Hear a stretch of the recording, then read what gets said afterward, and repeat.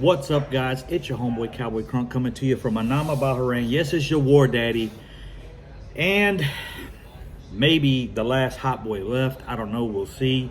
I'm not too excited about what's going on with some of the injury situations with the Cowboys. It seems like everybody's nicked up. Everybody's slightly banged up. I'm sure a lot of teams are like that. Of course, I don't have time to watch all the teams. I'm too busy with the Cowboys and work and some other things. So we'll see, guys. We're gonna have to get after Russell Wilson. We're gonna have to keep our lane assignments. We can't just put our foot on the gas pedal and go after him. What that does is it opens up the running lanes for him just as much as the running backs there. So Russell Wilson actually led the Seahawks in Week 1 with his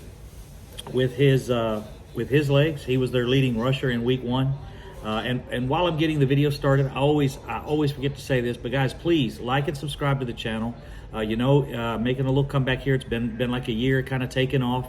Had some really good videos this week. Hit the comment box. I call it the hot box. Since we don't have any hot boys anymore, we'll hit the hot box. Hit the hot box. I've been really good at that the last couple of weeks. I think I've answered almost every comment I've got on there, which is well over 1,000. So I do like to hit that, but if it gets too aggressive, I may not be able to cut everything in. I have a meeting here in about an hour, so about 20 minutes. I got to change clothes, get ready for that. It is a live Skype meeting that I have coming in, so want to get this video out real quick, but we've got to contain our lanes. We've got to hold Russell Wilson. We got to get a push up the middle and get hands up in his face, and we got to have those edge rushers contain him and not let him get outside. Linebackers got to hold true. They can't bail out too early, but then again, they can't also stay in too close. It's going to make that gap between the linebackers and the safeties too big, especially on the zone defense. With man-to-man, that's what Russell Wilson will like to do. He'll like to send guys down the field, and if he don't see anything, he'll take off. And what that does is that's what creates his long runs from scrimmage, because the linebackers and the corners and the safeties have to cover deep, because they're like in a man coverage. If they send those receivers deep, Russell Wilson's more likely to take off on those plays. So that's where I see the offense of Seattle. I'm watching the game right now. I know got that game on. Watched it a couple times in the last few days. There'll be more to come on that. I'm really concerned about Ezekiel Elliott. He's 22 carries, not too much. It's about where we want him, but he's doing a lot more pass blocking than we really thought he was going to have to do this year. I saw Aaron Donald blow him up Week 1. He's taken some serious hits in Week 2 as well, and he's part of what's protecting Dak Prescott right now. So he's not one of his primary jobs last week was protecting Ezekiel Elliott. We had to go to the air, and to do that, we had to have solid line play, which we don't have right now. The option on that is keep Ezekiel Elliott in and have him pass block. That takes a huge toll on him. I'm really concerned, Week 6, Week 7, Week 8, Week 10, especially towards the end of the season. We've got to have Lyle Collins and Tyron Smith back, and hopefully that can alleviate some of that from him. And then we can get Tony Pollard on the field. That's a big part of getting Tony Pollard on the field, is having a good offensive line. Without that offensive line, you've got to have Zeke in there to pass protect for Dak. And when you get down by 20, you've got to have Zeke in there to pass protect for Dak. So that's kind of where it leaves us. As far as the defense, secondary is beat up. You guys know Chido Awuzie is battling an injury. I don't know how bad Trevon Diggs is, but that's two of our top guys in the secondary. That kind of leaves us with X Woods and a bunch of journeyman type young guys that are trying to find a spot here on the team. That's not how you go win football games, much less a championship. So we've got to get that corrected by the end of the year. We got to get guys healthy, or we got to get guys in. If we had made some of these moves earlier in the season, we would have guys here. So the offensive line, where we're thin, no moves made.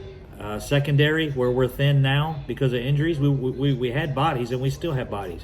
but we don't have any standout bodies. We don't have any for sure guys. They're talking about shuffling guys around, Brandon Carr going here, maybe moving back to corner. That's not That's not healthy, guys. That's not a healthy win or a healthy situation for the Cowboys, period. So I'm still pushing the Earl Thomas deal or Eric Reed. Maybe, like I said, maybe Earl Thomas is reluctant to do this deal now because he's thought about, if he has another leg injury, that would be 3, and he doesn't get paid this year, then how does he come off of a leg injury and get paid again? So he would have to come in. It's a risk for him as well, a risk that I actually didn't think of before, a risk that he has to come in, he has to play well, and he has to stay healthy. So to do that, is it better for him to sit out a year and just come back and say, hey, I fixed my issues, I sat out a year, I got in shape, I got my mental capacity there, I'm good to go, I'm ready, and try to get the best contract he can? Or does it benefit him to play a year with the Cowboys, see how things go, and if he survives the year with no injuries and survives the locker room, I'm not worried about the locker room. That's not my concern. With the Cowboys, with other teams, yes. I don't think we would have that issue, and just my opinion. That's what I think, and I didn't want to turn this into an Earl Thomas video, and I'm not, but you got to talk about what's going on. You got to talk about what's hot, and what's hot is our secondary, and we've got to adjust. We've got to fix it before the season ends. What that entails is keeping these guys healthy, the 3 that we have, Chidobe Awuzie, Diggs, and X Woods, and then filling in that other spot where we can with the best guy. And we've got to get them on the field to learn that. If we don't have them on the field, we don't find out who's there. We'll see about Worley. Maybe he could play corner. If ET was here, we throw him at safety, X Woods at safety. You got Worley and Cheeto at corner, or Worley and Diggs at corner. If Diggs plays this week, I don't have the details on that. I just knew he had a slight injury. So Cheeto's out for at least 2 weeks. So we'll have to take it from there. But I'm going to go ahead and get the video posted. I have about 20, actually still have about 20 minutes till my conference call starts.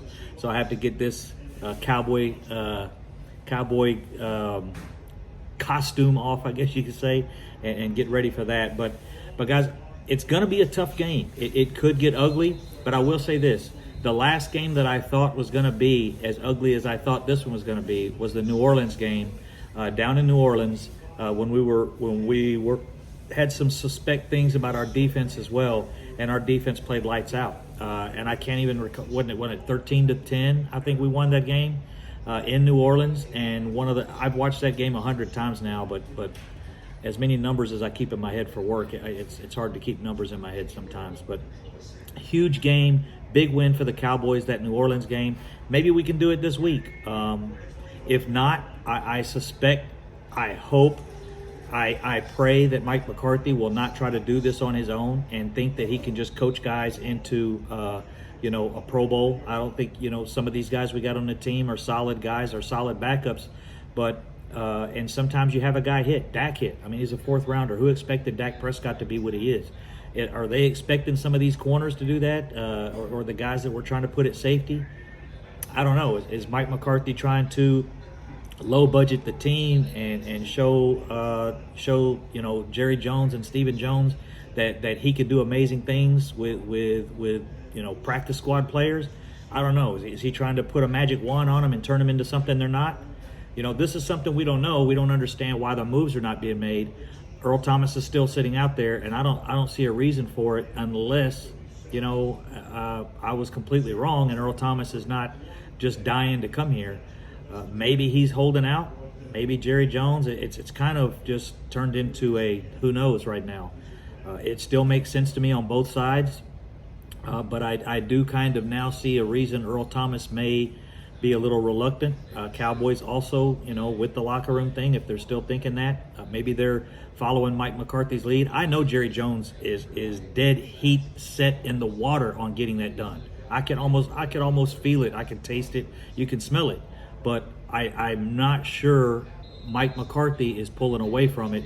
And I think it's because he's had players on his team like that. He had Aaron Rodgers, and him and Aaron Rodgers didn't always get along. He didn't like the fact that someone else on the team had a voice that was larger than him. Is Mike McCarthy intimidated by it? He was intimidated by Aaron Rodgers. At times, Aaron Rodgers didn't do what he wanted.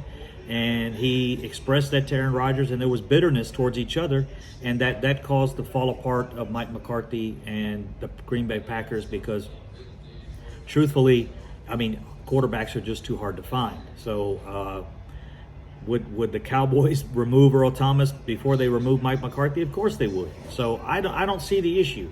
Other than maybe Earl Thomas just doesn't want to take a $5 or $7 million deal and risk his injury. That's the reason he didn't sign with Seattle. If you guys remember, Seattle was trying to give him that deal, and he said, "I'm not playing." Fortunately, they had him under contract. He had to play, or they weren't going to pay him for that season. So he ended up showing up to camp, and he broke his leg, and that was 2016. 2018. That was the second time he broke his leg. It was in 2018. So he ended up finishing the last 3 games on the IR because of his broken leg, and recovering the whole season. And then that was when he got the contract for the Ravens. So we'll see where it's at, guys. I hope we have a good weekend. I'll do another video. I want to do some videos on the linebacker play and the safety play over at the big screen, and do some footage with the All-22. Jalen Smith playing okay, like 3rd in the NFL in tackles right now. I think 3rd or 4th. So he has good numbers, but the tackling, to me, still, we've got to improve on that as a team. So I'm gonna get out of here, guys. Cowboy Crunk from Manama, Bahrain. Like I said, like and subscribe to the video. Hit the comment box, hit the hot box, and I will get back with you. My hot box is what creates the next video. So let me know what you want to see, guys. Take care. Peace.